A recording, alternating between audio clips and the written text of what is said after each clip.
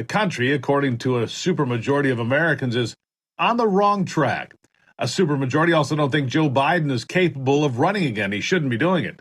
Most don't believe he has what it takes to run anything, including a bath, let alone the most powerful nation on earth.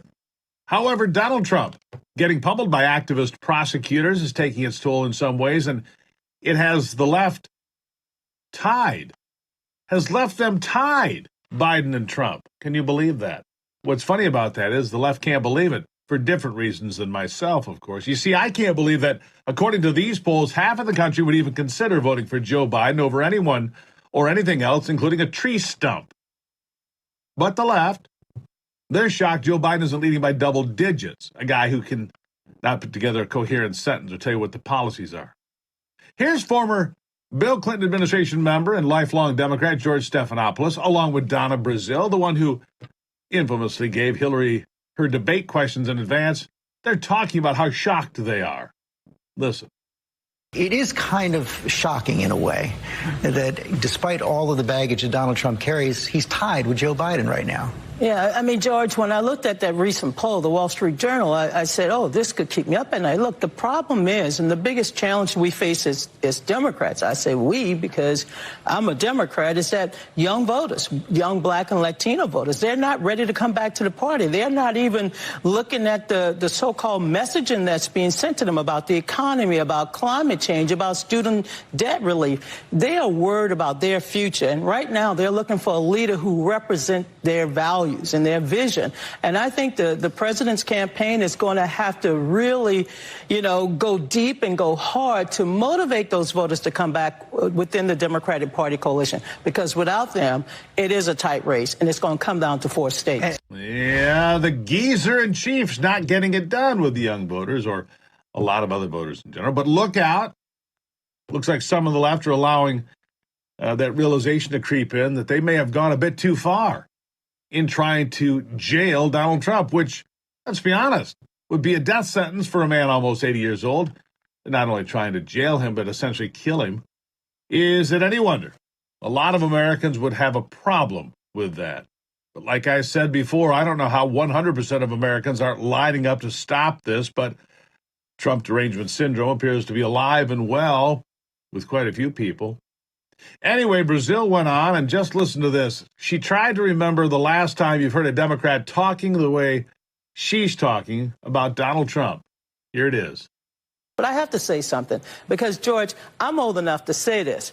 I've seen 2 movements outside of the social justice movements in my life on the political side.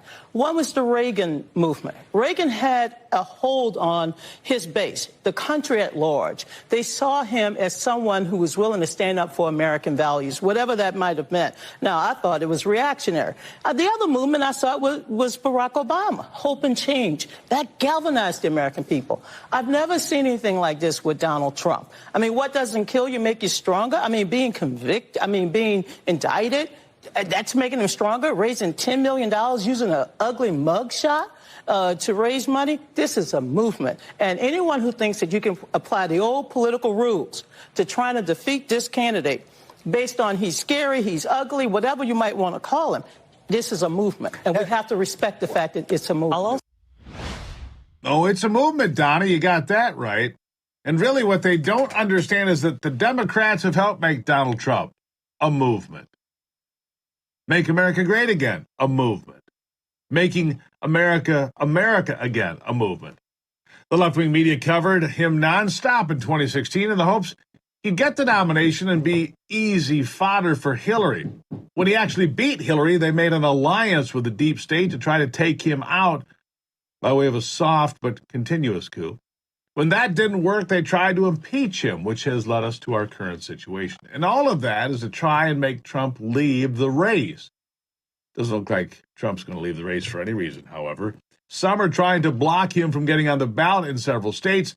That's not likely to succeed either, and it may push more voters further away from the Democrats.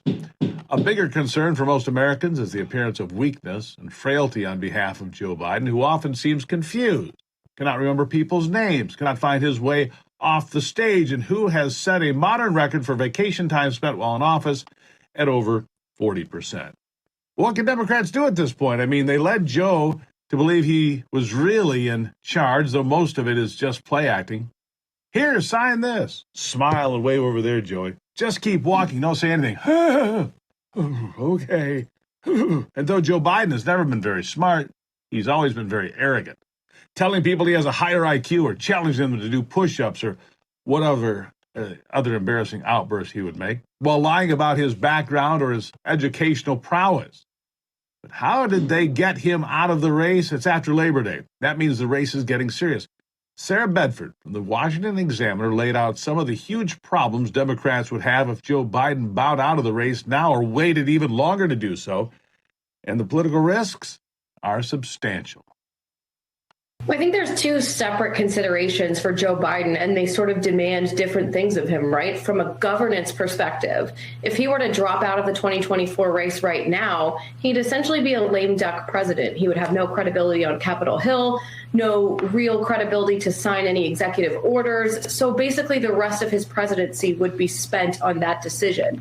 But politically, it would demand of him that he would step out of the race now, right? If he wanted a successor other than Kamala Harris, his historically unpopular vice president, because the longer he stays in the race, the less likely it is that a successor from outside of his administration would be able to step up and take his place. So politically, the consideration would demand that Joe Biden step out of the spotlight now.